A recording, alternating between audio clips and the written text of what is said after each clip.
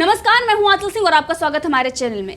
Chinese कंपनियों के जितने भी कॉन्ट्रैक्ट थे वो भी कैंसिल किए जा रहे हैं। आपने देखा कि किस तरीके से दिल्ली मेरठ रैपिड रेल का जो कॉन्ट्रैक्ट था जो चाइना को नहीं मिला था, उसके बावजूद भी लोग ऐसी खबरें दिखा रहे थे, लेकिन सरकार ने उस पर स्पष्ट किया कि ये चाइना को नहीं दिया गया और तमाम तरीके के जो कॉन्ट्रैक्ट थे वो सारे कैंसिल कर दिए गए थे। और इसी को लेकर आपको बता दें कि यूनियन मिनिस्टर नितिन गडकरी का भी बड़ा बयान आया है। उन्होंने कहा है कि भारत चीनी कंपनियों को किसी भी हाईवे प्रोजेक्ट जो राजमार्ग परियोजना है उसमें भाग लेने की अनुमति नहीं देगा।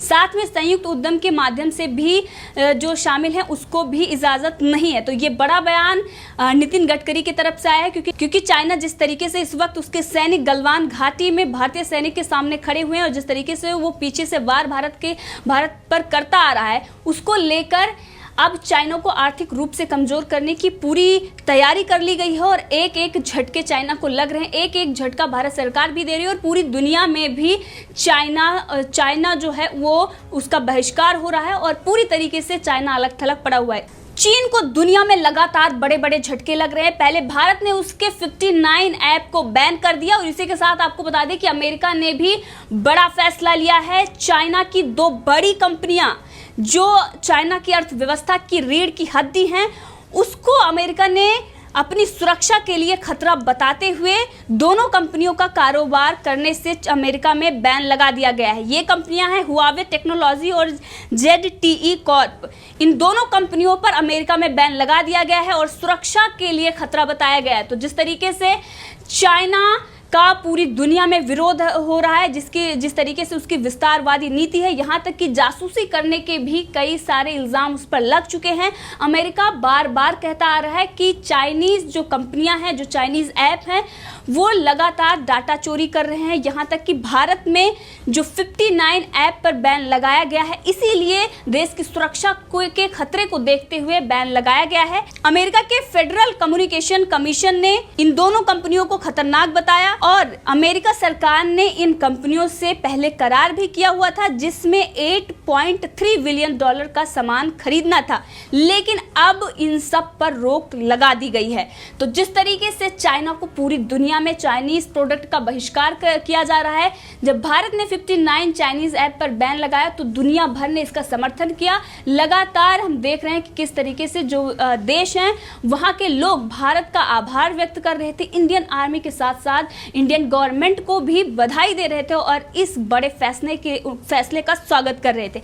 साथ में ही चीन की जो विस्तारवादी नीति है, जिस तरीके से उसकी नीति है कि पीछे से और धोखे से वार करता है और किस तरीके से जो उसके पड़ोसी मुल्क है उसे हड़पने की जो नीति है, उसकी वजह से वो दुनिया में घिरता जा रहा है और अमेरिका ने ये बड़ा फैसला लिया है। तो ये देखा जा सकता है कि किस तरीके से चाइना पर अब पूरी दुनिया शिकंजा कस रही है, जिस तरीके से उसकी नीति है इस वक्त। तो भारत में भी हुआवे पर संकट बरकरार है, यानी कि भारत सरकार भी इसे बैन कर सकती है। बीते दिनों केंद्रीय मंत्रिमंडल की बैठक में इस मसले पर चर्चा हुई, जिसमें 5G नेटवर्क आवंटन में हुआवे दावेदार था, लेकिन अब इस पर रोक लगाई जा सकती है और लगाई जाएगी, क्योंकि जिस तरीके से सरकार इस वक्त फैसला ले रही है, ये देखा जा रहा है कि सरकार इस पर बैन जरूर लगाएगी। इसी के साथ आपको बता दें कि अमेरिका के FCC चेयरमैन अजीत पाई ने मंगलवार को एक बयान दिया। उसमें उन्होंने कहा कि हम चीनी कंपनियों को हमारे नेटवर्क साझा नहीं कर सकते हैं जिससे हमारे कम्युनिकेशन इंफ्रास्ट्रक्चर को नुकसान पहुंच जाए। हालांकि अभी तक इस फैसले पर इन दोनों कंपनियों का बयान नहीं आया है, लेकिन इससे चाइना को बहुत बड़ा झटका लगा है, क्योंकि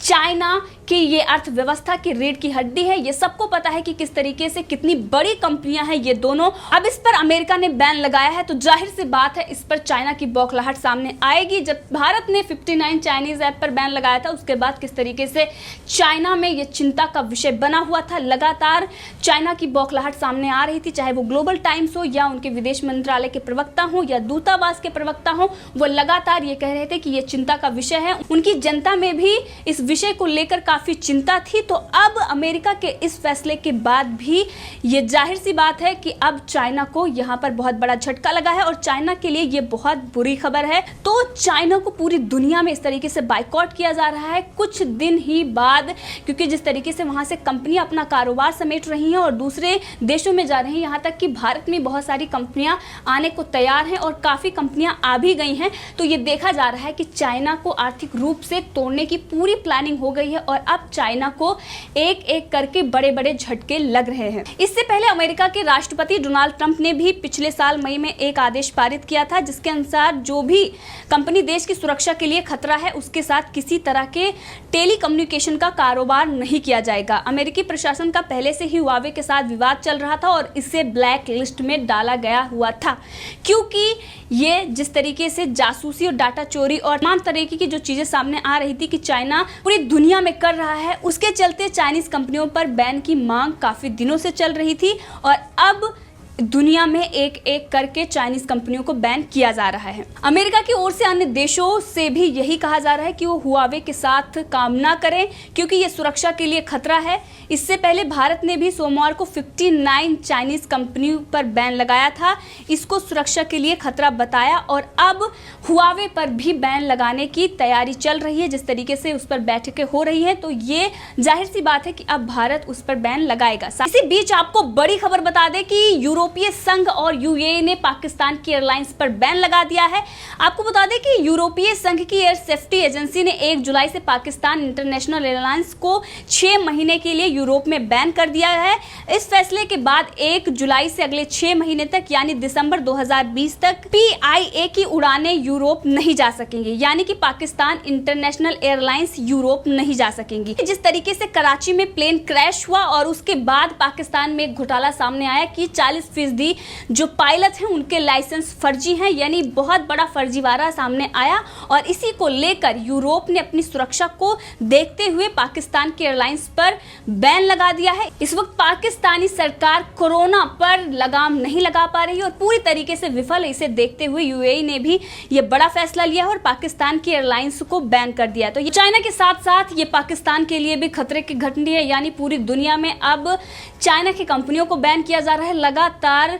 अब इसके साथ ही पाकिस्तान के एयरलाइंस पर भी बैन लग रहा है, क्योंकि पाकिस्तान में जो ये फर्जीवाड़ा सामने आया, जो ये घोटाला सामने आया, जिसमें 40% जो पायलट हैं उनको फर्जी रूप से यानी फर्जी लाइसेंस उनको दिया गया और उसके बाद हमने देखा कि कराची में किस तरीके से विमान दुर्घटना होती है और उसमें 97 लोगों की मौत हो जाती है। तो इसी को देखते हुए यूरोपीय संघ ने यह फैसला लिया और साथ में कोरोना पर जिस तरीके से नाकामी सरकार की पाकिस्तान सरकार की रही है और जिस तरीके से पाकिस्तान की आबादी के हिसाब से देखें तो 2 लाख से ज्यादा वहां पर केसेस हो चुके हैं और इसी को देखते हुए यूएई ने यह फैसला लिया। उसके साथ ही पाकिस्तान की इंटरनेशनल एयरलाइंस को बैन कर दिया। हाल में ही एक रिपोर्ट में यह खुलासा हुआ है कि यूनाइटेड किंगडम पहुंचने वाले कोरोना वायरस के कुल मरीजों के 50% से भी अधिक के लिए पाकिस्तान जिम्मेदार है और इस रिपोर्ट के अनुसार 1 मार्च से अब तक पाकिस्तान में यूनाइटेड किंगडम से लगभग 190 उड़ानें उतरी हैं। सार्वजनिक स्वास्थ्य रिकॉर्ड से पता चला है कि कुल 30 लोग जो विदेश से ब्रिटेन आए थे उनका कोरोना वायरस इलाज हो चुका है। पाकिस्तान के कई यात्रियों को ब्रिटेन पहुंचने पर आइसोलेशन में भर्ती होना पड़ा। इससे पहले संयुक्त अरब अमीरात ने 30 यात्रियों को हांगकांग जाने वाली एक फ्लाइट से कोरोना वायरस का पता चलने के बाद से पाकिस्तान से अपनी उड़ानें रद्द कर दी हैं। तो ये चाइना और पाकिस्तान के लिए ही बहुत बड़ी खबर है, क्योंकि जिस तरीके से दुनिया भर में पाकिस्तान और चाइना दोनों को ही बैन किया जा रहा है, चाइनीज कंपनियों को बैन किया जा रहा है और पाकिस्तान एयरलाइंस के लिए, तो ये दोनों के लिए खतरे की घंटी है और इस वक्त दोनों देश एक दूसरे के साथ हैं। और वहीं अगर बात करें तो चाइना की जो हड़पने की नीति है उसके तहत वो पाकिस्तान पे भी अपनी नीतियों और अपने नियमों को लागू कर रहा है। जिस तरीके से उसने अपनी कंपनियों में ये आदेश दिए हैं कि उनकी जो चाइनीज कंपनियां हैं पाकिस्तान में, वहां पर पाकिस्तानी कर्मचारी नमाज नहीं पढ़ सकते हैं। तो इसीलिए जिस तरीके से चाइना के लिए बहुत बड़ा झटका और उसी के लिए ये पाकिस्तान के लिए भी बहुत बड़ा झटका है। तो इस मुद्दे पर आप भी अपनी राय रख सकते हैं, कमेंट करके जरूर बताएं। अगर आपने अभी तक चैनल को सब्सक्राइब नहीं किया है तो कर लें ताकि हर अपडेट आपको मिलती रहे।